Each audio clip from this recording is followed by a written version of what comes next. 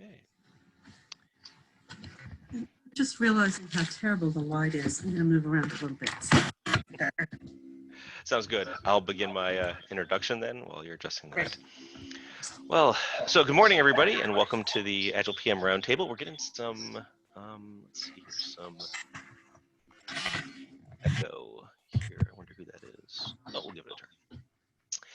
So our roundtable is a collaboration between people from AgilePDX and the Portland PMI chapter that brings together project managers, Scrum Masters, and other Agilists to share, discuss, and learn about how Agile principles and practices can be applied to the work that people do at all levels of an organization.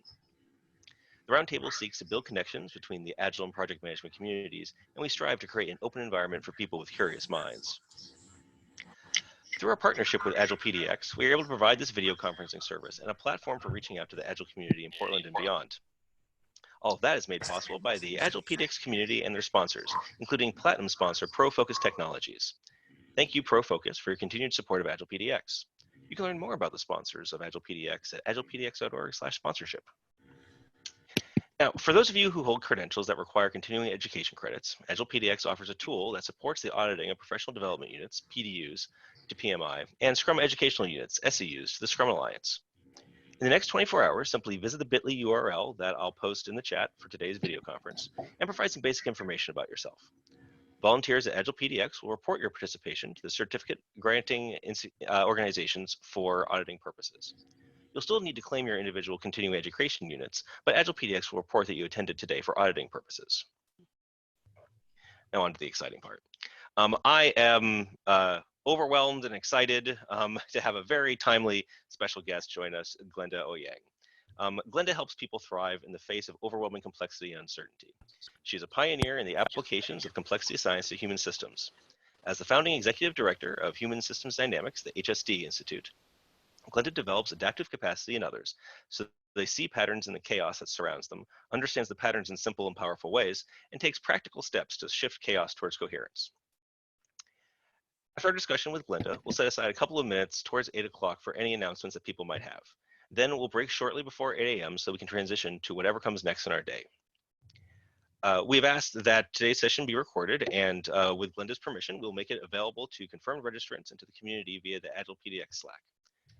We plan on recording the entire event, including the Q&A. So if you have any questions or concerns, please feel free to use the chat during the meeting to discuss them with me. You can also follow up with us after today's session. Today, Glenda will share her thoughts on leveraging the differences among people on a team.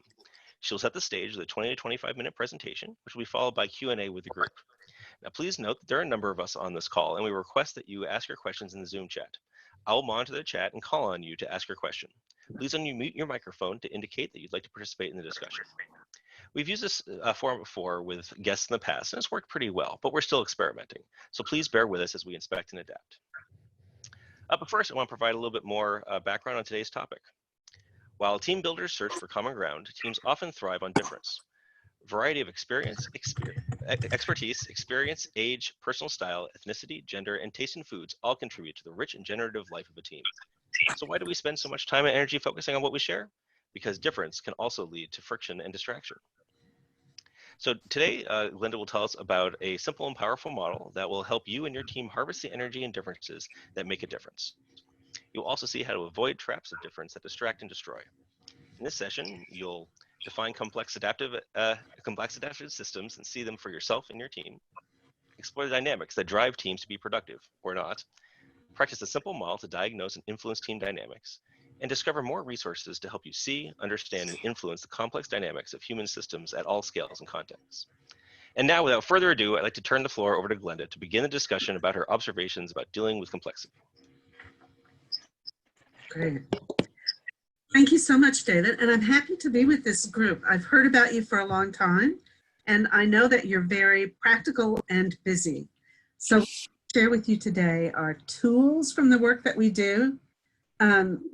Many of you know that I've talked for a long time about the theory that underlies it, but we're talking about tools today, and tools particularly for working in complexity.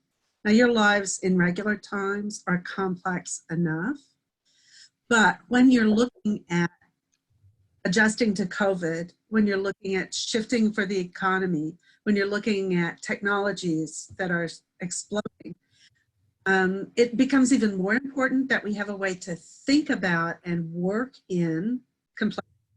And even more than that, to help other people work in complexity. So that's what we're going to be looking at today. I hope that you'll share lots of questions and that we'll move toward a very active conversation together. So I want to make sure everybody can see the slides. Yep. Yes, looks good. Looks good. All right, that's great. So today what we're going to do is to look at the role of a coach in the context of a complex adaptive system. Now, there are lots of ways to define system, and there are lots of ways to define complexity. So the one I'm going to share with you is just the one that we've found to be most useful in guiding teams toward real productive work. We'll use simple tools. There are 3 tools. I was going to just share one and I couldn't pick just one. So we're going to do 3 tools to help you see and understand and influence patterns in teams. And then we're going to find some next wise actions to support your continuing learning and work in this field. So that's our plan. I invite you into the first tool and also to practice it while we're together today. We find that in uncertainty, in complex systems, answers have really short shelf lives. An answer that's right today is not going to be right tomorrow. One that's right here may not be right someplace else. But questions are the coin of the realm. So being able to stand in inquiry and ask questions that work is very important. But when you try to operationalize that, it can be kind of messy. So we have 4 simple rules that we use to operationalize what it means to be in inquiry. The first one is turn judgment into curiosity. So when you sense that feeling of going into judgment, mine starts in my belly, I don't know where yours starts, but as it moves toward judgment and a word of judgment, you can confirm that, transition it into some kind of an open, honest, authentic question. The second rule is to turn conflict into shared exploration. And it's easy to see why this works. If 2 people are in conflict or 2 groups are in conflict, the energy and the action is all between them. And that doesn't move anyplace. But if you can turn those 2 to face something that they share concern about, then that opens up that energy and frees it for real work. It doesn't resolve the conflict, but it uses the energy of the conflict to move you forward. The third rule is to turn defensiveness into self-reflection. This one is particularly important in times of change and among people who feel expert, who see their own expertise. Because often if you come into a space feeling like you're an expert, having a place to stand, having a history of being effective, and suddenly you're in a space that is unknown, maybe unknowable, it's easy to become defensive. But if you can switch that into self-reflection to imagine, what is it that I'm defending? What is it I might want to give up to move forward? And then the fourth rule is to turn assumptions into questions. Now this is one you can't do by yourself. You have to have someone else to see and challenge your assumptions. So I invite you into those 4 rules today as you're listening to what I talk about. I also invite you to think about them in terms of your personal life and how it might shift relationships there, and teams, and your organizational relationships, and our community relationships, especially as we're moving forward with this COVID virus. What is it that we can do to stand in inquiry to make this process as humane and healthy as possible? So that's the first tool, rules for inquiry. So we're going to look at the role of the coach in complex systems. Now, as I say, there are lots of definitions of complexity, lots of definitions of systems. This is the one that we choose. A complex adaptive system is a collection of agents. They're all free to act in unpredictable ways, but their actions are interconnected so that as they come together, there are patterns that form across the whole system. You can think of a team as being an example of this kind of complex adaptive system, or a family, or your own learning, your own professional practice. You can also think of it as a community or a pandemic, which emerges from lots of interactions with lots of agents. Agents don't have to be people. They can be other elements in the system. So in your team, what are the agents that come together that affect the performance of your team? Of course, there are team members, but what other agents are there that make a difference for you? There can be your goal. There can be the practice. There can be your expertise in Agile. What are the interactions that happen and how effective are those interactions? Certainly one of the things we're seeing with many of our clients is that the interactions that used to be very high dimension and complex and face-to-face, very rich social interactions, are being constrained into virtual interactions that are much narrower bandwidth. But what are the interactions that really feed the work in your team? And then what are the emergent patterns that show up? Now, often when we see a dysfunctional pattern at a team level, our first automatic reaction is to say, who is the problem? How can we help that person get into the pattern? As many of you who've studied scapegoats know, you get rid of that bad actor and often another pops up when you least expect it. But if you think instead about the performance of your team is a pattern that comes to be because there are a lot of things interacting, and you as the coach are simply one of those interacting agents, how can you set conditions for the pattern that emerges to be as productive as possible? So that's what we mean when we say complex adaptive system. So I'd like for you to think just a minute about a particular troublesome pattern that you have. Very often, when we're working as we know to do and things are going really well, the patterns are great and you don't have to worry about them. They can be spontaneous and natural. When they get stuck is when you need to think about, how are the agents interacting? Who are the agents? Why is this pattern showing up, this dysfunctional pattern?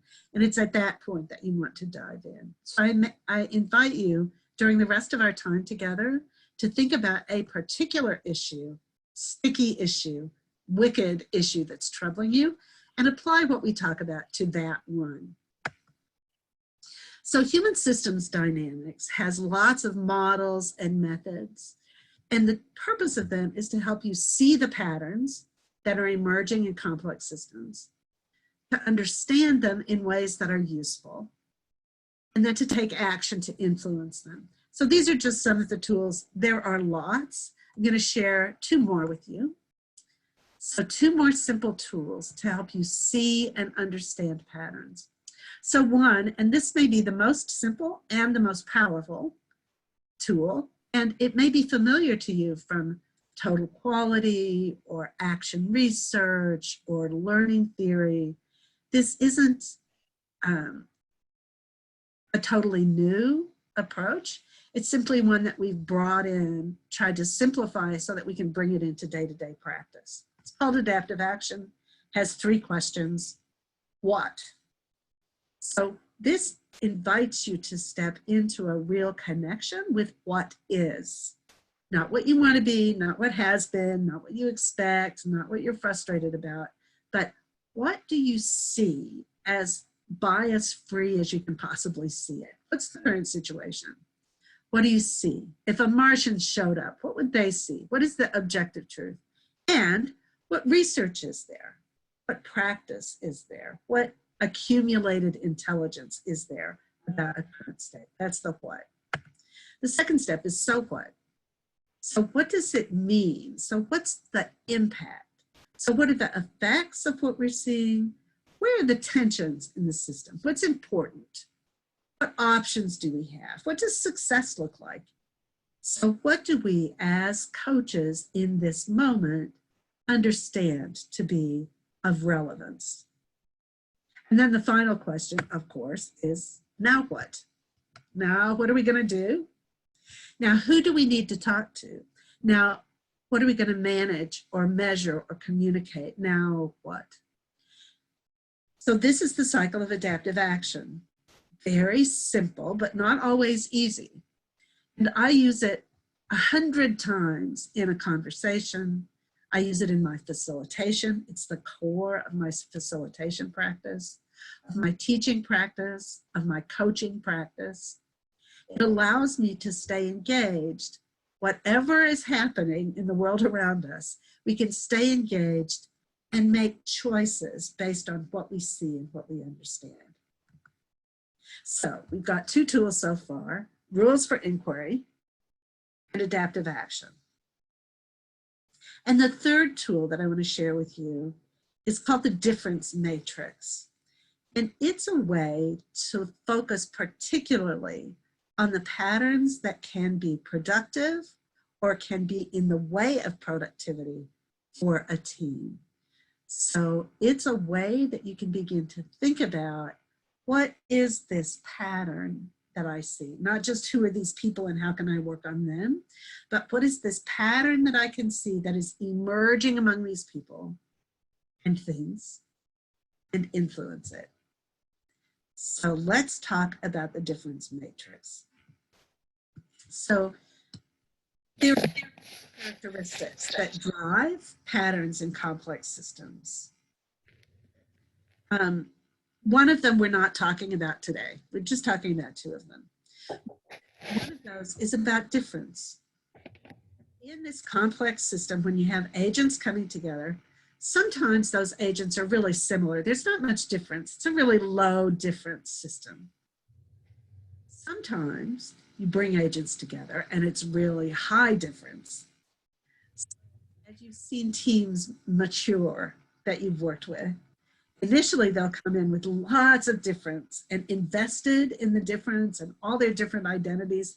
And over time, as they begin to cohere as a group, you'll see that difference reduce over time. So difference is a really, really important feature.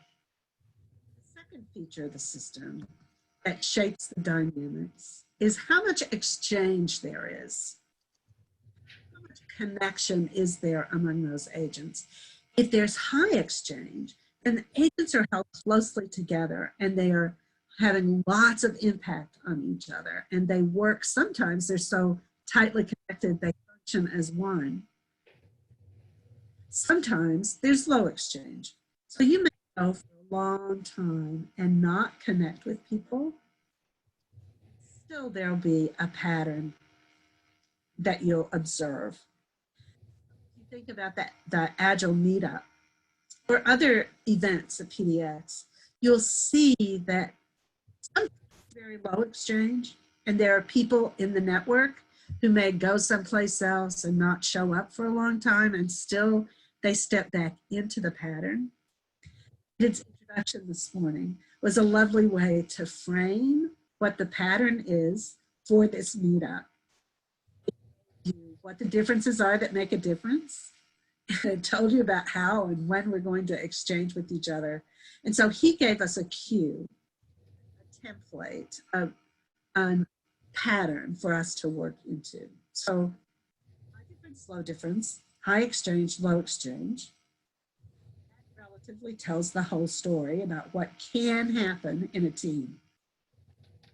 So think about the sticky problem that you have, and let's look at each of these quadrants. So the first one we want to talk about is low difference and low exchange. So take a deep breath and think about what that would feel like.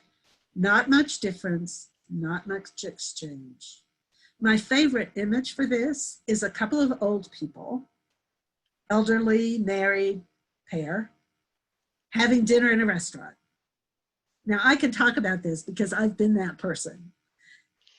So my husband and I sit there, we order the same thing every time. We share dishes.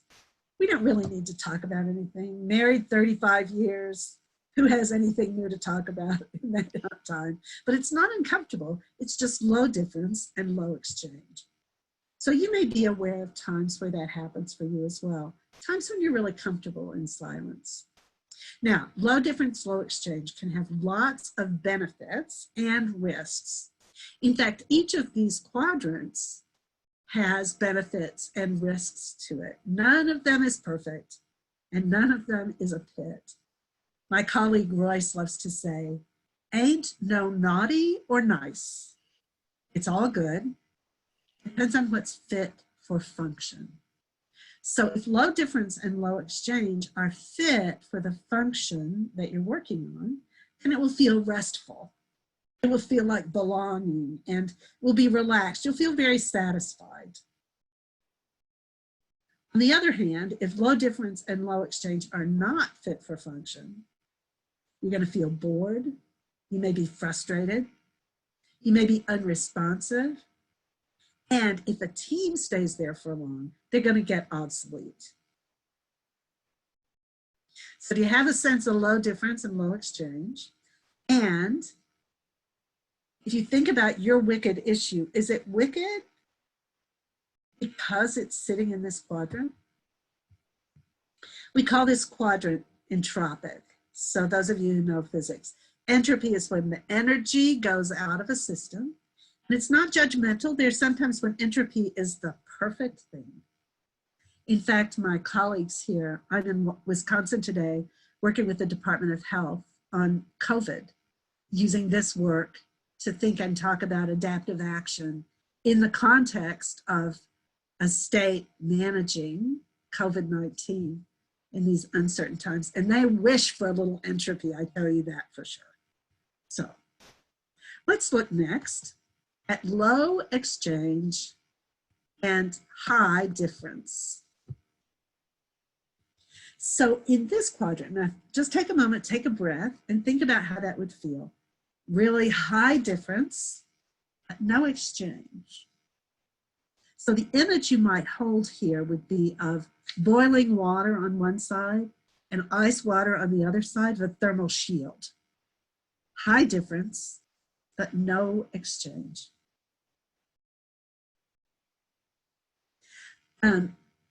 In terms of personal experience, I often have felt this in families where siblings see themselves as being very different, but they don't connect with each other. A children's don't cross this line is trying to make that kind of separation. You also see it in teams. In fact, it can be a blessing and a curse in teams. So let's say you've got team members who have very different responsibilities or skills or focus, and they may be able in the team to go and work totally apart from each other, separately, until they come together and share their material. That's calm, it's reflective, it's safe. It can be very locally productive when you're not distracted by other things. It's very focused.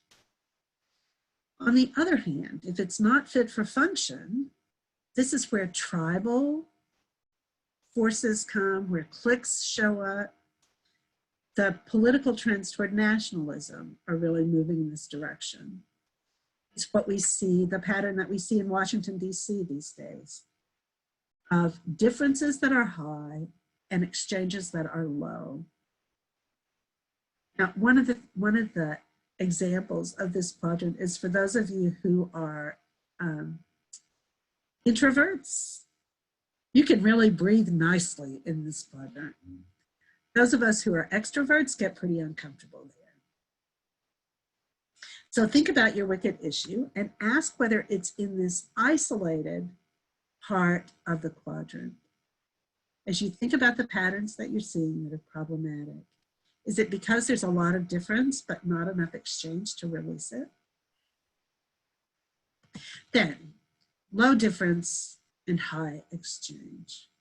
In this quadrant, people are pretty much the same. There's a lot of agreement, there's a lot of comfort, but there's also a lot of exchange. So I think of this very often as a college reunion, an alumni reunion in a university, or sometimes we talk about it as singing to the choir. Everybody's in agreement, we're really happy, and we're gonna chat about it. Lots of exchange, low difference. So take a deep breath and think about how that would feel, kind of embody that dynamic. low difference, high exchange. The benefits of this is that that's where traditions sit and rituals and practice. It can be entertaining. It can be really fun. It can bring a lot of coherence and sense of belonging to a team. It can be quite collaborative.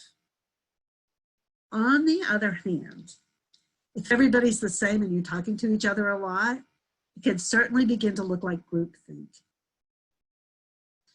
That's where biases get built. Some people get very bored.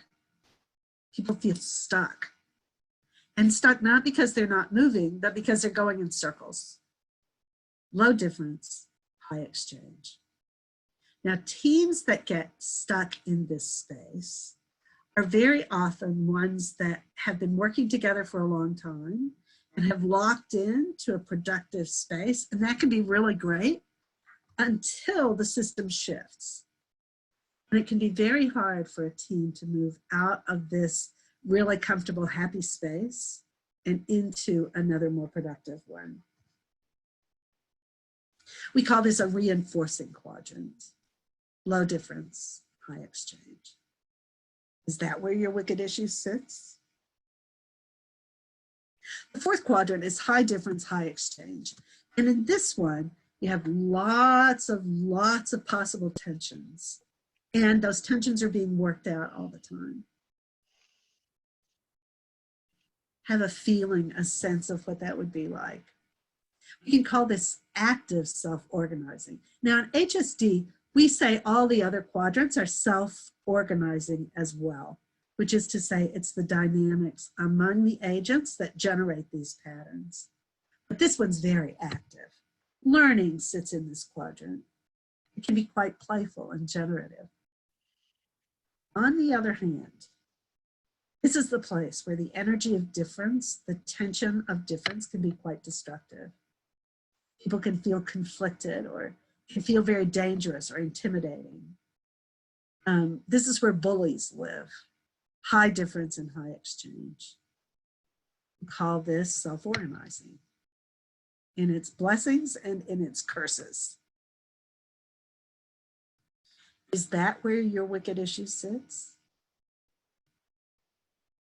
So this is a portrait of the dynamic. So this is a way to look not at individual people in a system, but to think about the system as a whole. Sometimes we get conflict, particularly in large projects, because one group is optimized to work in one quadrant and another to work in another quadrant. So DevOps is one place, development is another place, and the customer is in yet another place. When you come to a launch of a project, you're in one place. When you come to the retrospective, we can hope that you're in high difference and high exchange,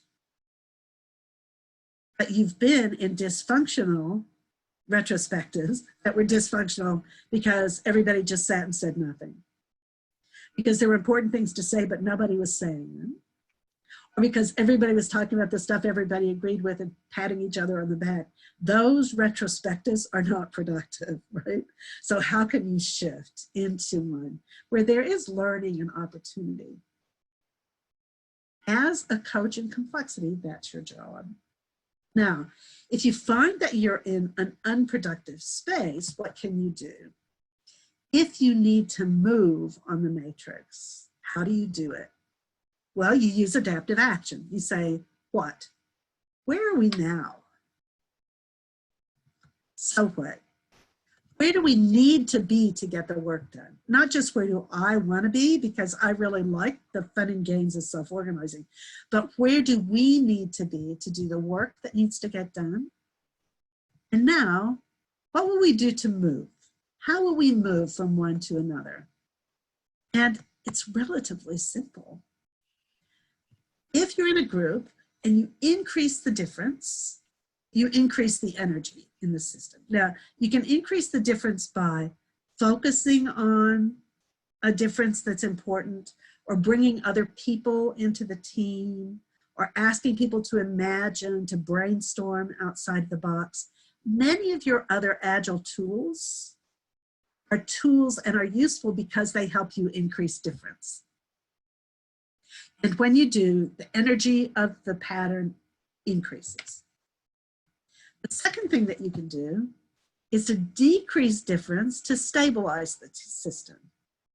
So if you have a team that's full of energy and moving, but not being productive because it's going in all directions at the same time, if you decrease difference, for example, focusing on something people have in common, like going back to the goal or the purpose or the values, that will stabilize the system. It will give it a kind of resting place. So that's moving on the difference line. You can also intervene by moving on the exchange line.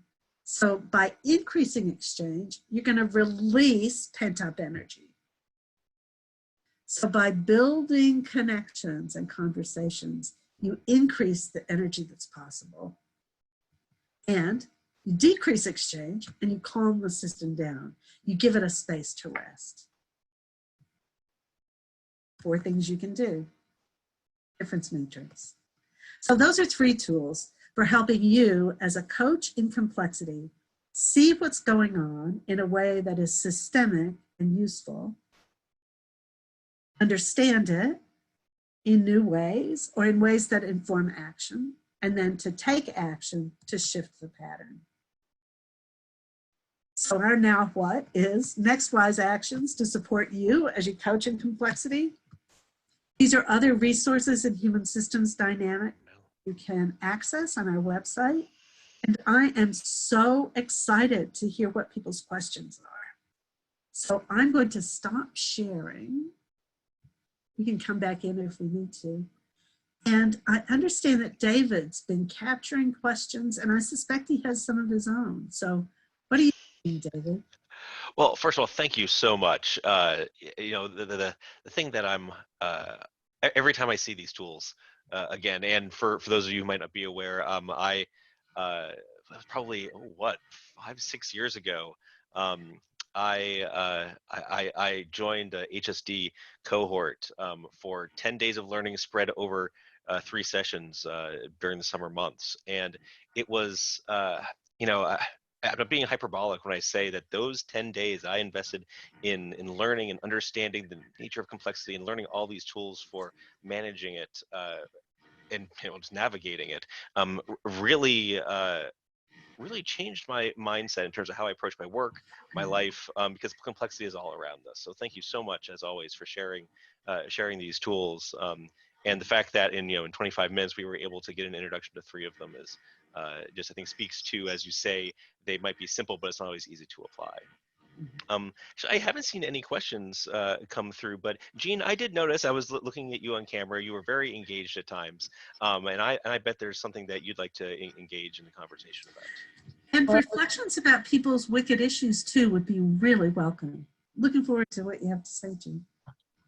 I was thinking about a number of different contexts, but the one that I'm dealing with on a daily basis is with a huge distributed team of teams, really, hundreds of people trying to work together to roll out a new module of Epic in a very large healthcare system. And I'm working with the IT PMO, and I have come to understand that the director of the PMO may be creating a lot of the conflict. And that is not really what I came there to do, but I'm finding ways to have conversations to try to hopefully wake him up a bit. But I'm sitting in a situation where I'm here, I'm in this room by myself all day long, and I can see weird things going on in email, and I see weird things going on Teams, and I see meetings happening again and again around the same issue and things not getting resolved. But I'm not able to actually get into the human system physically. I can't fly to all the offices.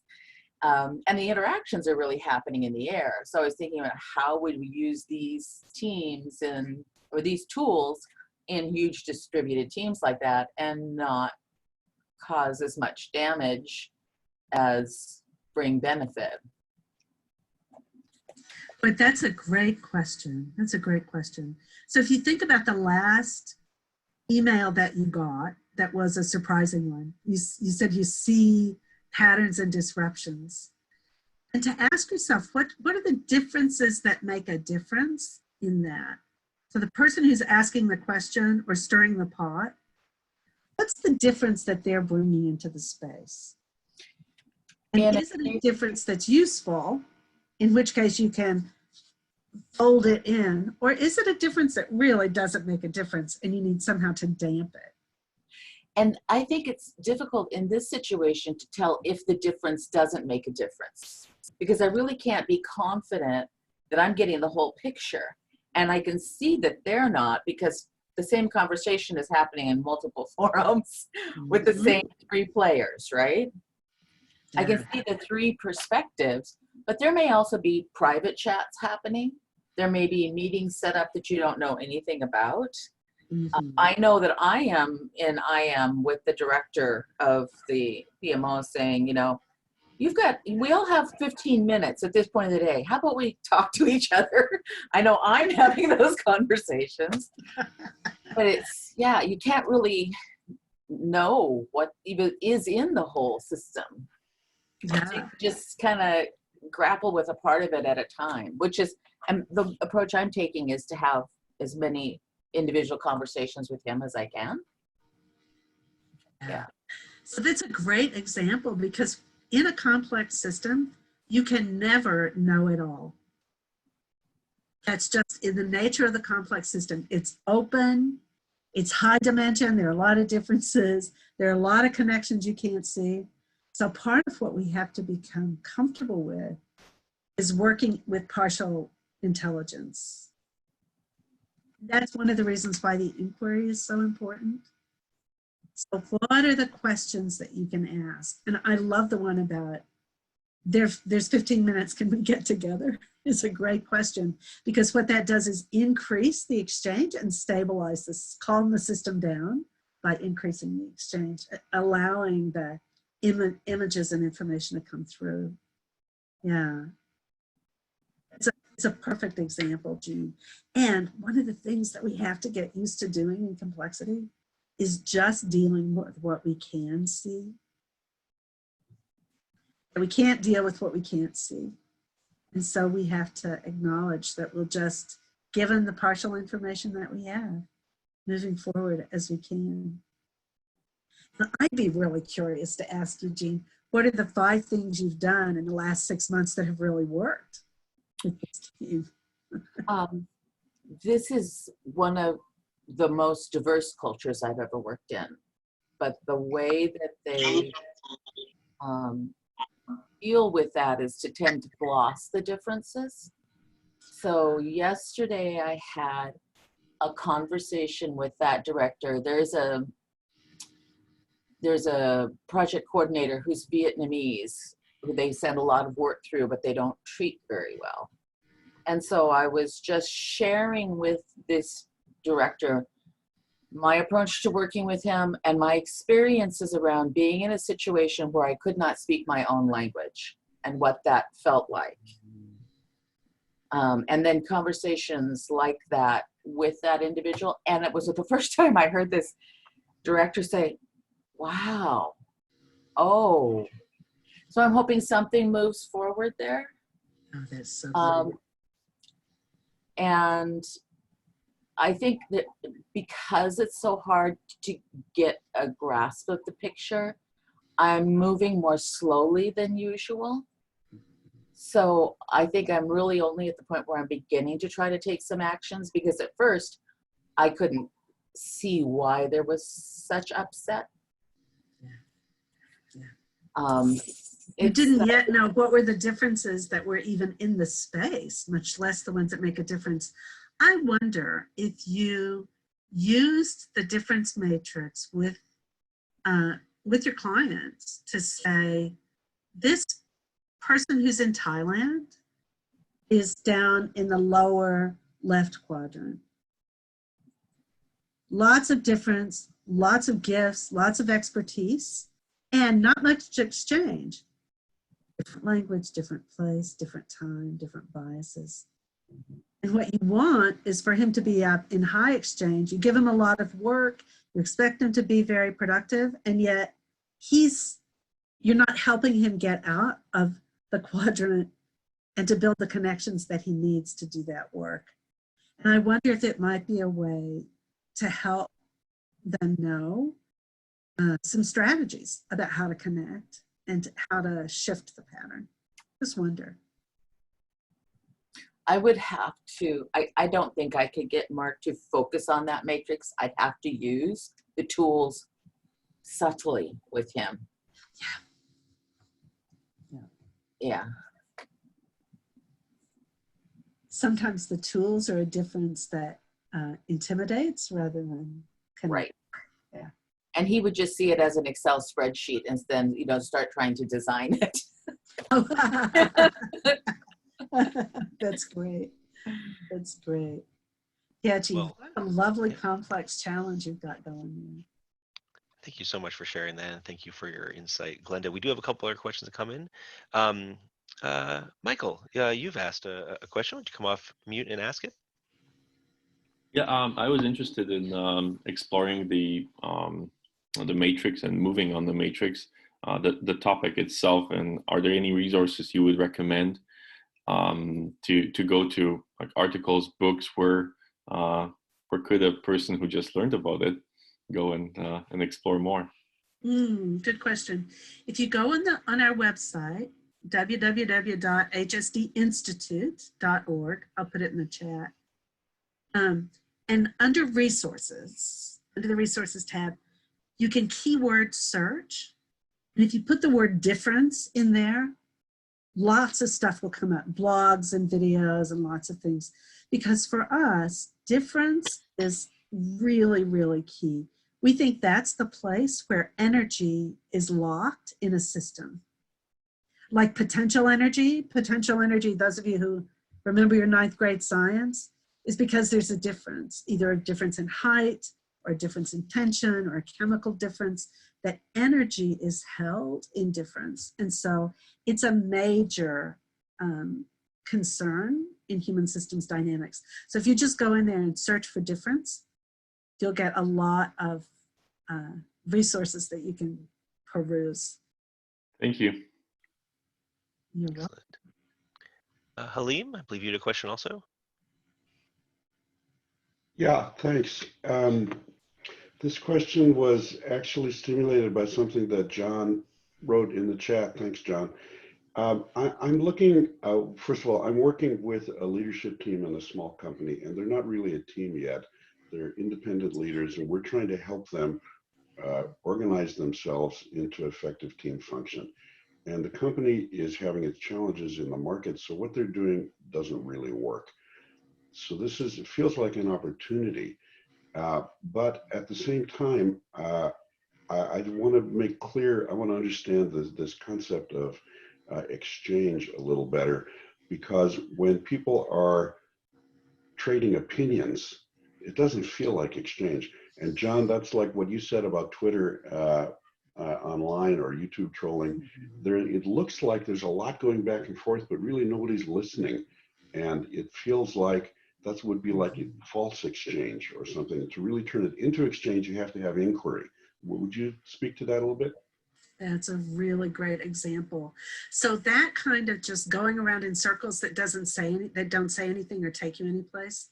They're just on differences that aren't making a difference. That's part of the top right quadrant on Twitter, and you're just amplifying stuff that really doesn't matter.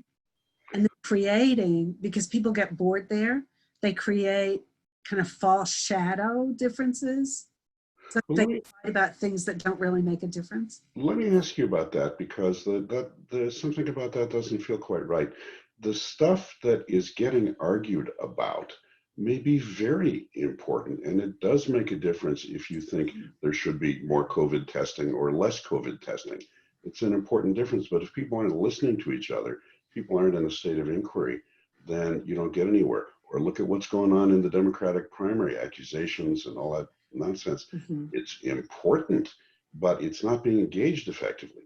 Or in the company that I'm working with, you have people who have got one idea about the strategy, people who have a different idea about the strategy. but they're just bouncing off each other instead of engaging. Yeah. Well, that's really interesting. And that talks about not just the quantity of exchange, which is what we're talking about in the decision matrix, the difference matrix, but the quality of it. Yeah. And that's the point at which the inquiry rules really would be useful, to bring them in so that it's not just how much, but what kind of communication they'll have. And in your brief description, I heard judgment that's playing out. I heard conflict. I heard defensiveness and assumption. So you've got some of all of those four moving. Well, it's easy to see Any those way things. to move them to the other side. Yeah. Sorry, yeah, you're right. It's easy to see those things in the team, and to level up in my challenge as a coach is to see those things in myself. Exactly. Exactly.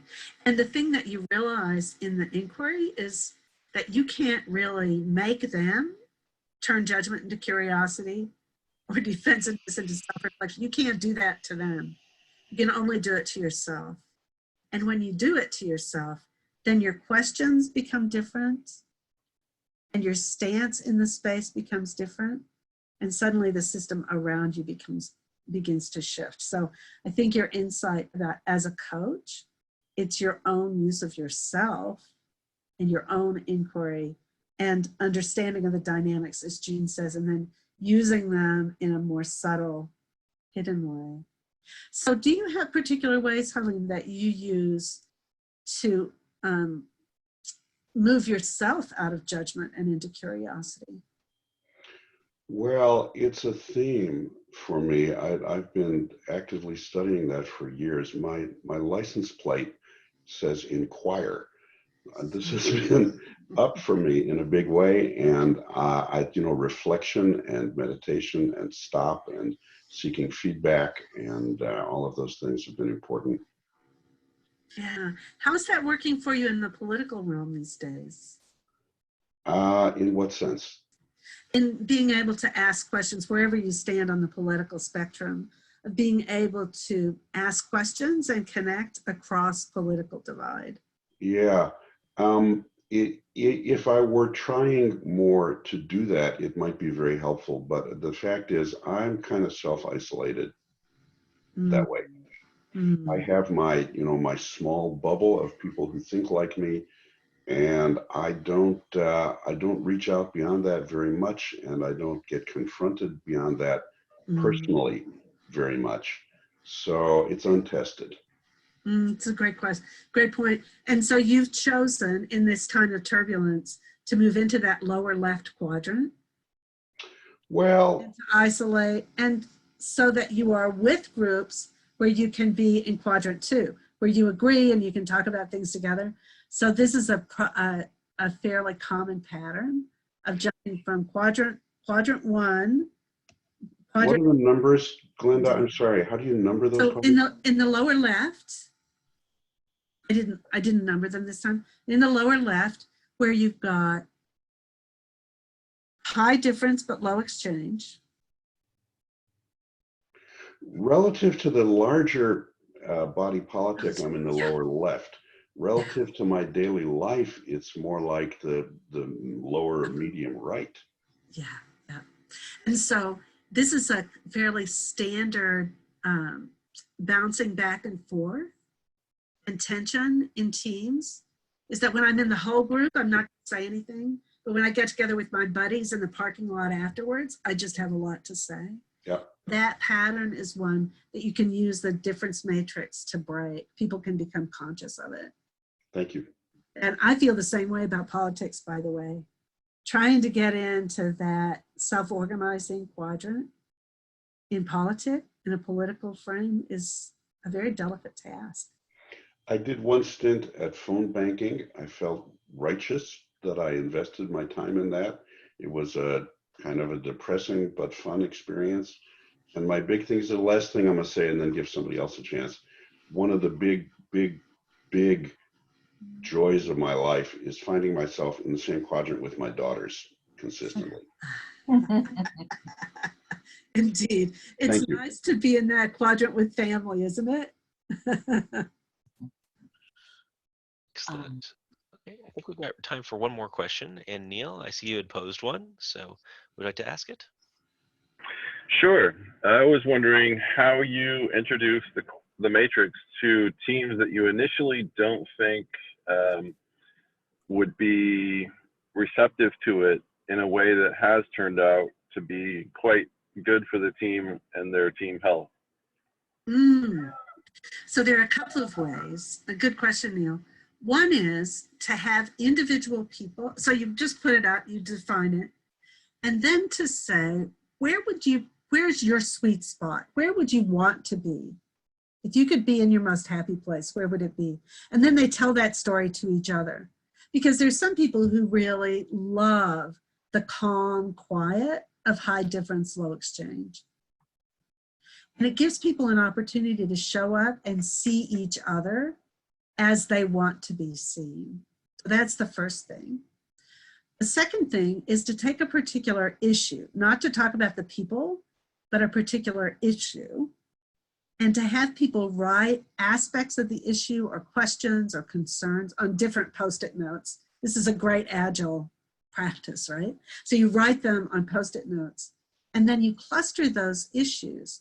Which things are issues because we need to talk about them and we're not?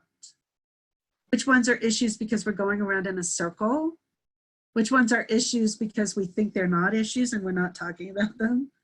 And to spread the Post-it notes and agreeing where they go. And then to say, well, now that gives us the pattern. That's the what. So what? Now what? So those are two ways I've used it to help the team become conscious of their own dynamics. Does that make sense? Yeah, thank you. That's great. Can I comment or ask about something that I think I just heard that was very useful? This is Halim. You started out by exposing the system to itself, to get people to declare where their comfort zone is so they can see each other. And then in effect, in the next step, you said, now, what does the situation call for? Let's get some detail about that. And that begins to help people see where I'm comfortable may not be where the system needs me to be right now. Yep. What you just talked about, Halim, is adaptive action. What's the system? How do we see it? So what is working about it or not? Now what can we do to move it forward? And then when we act, we begin the next cycle. So absolutely good. Thank you. Yeah.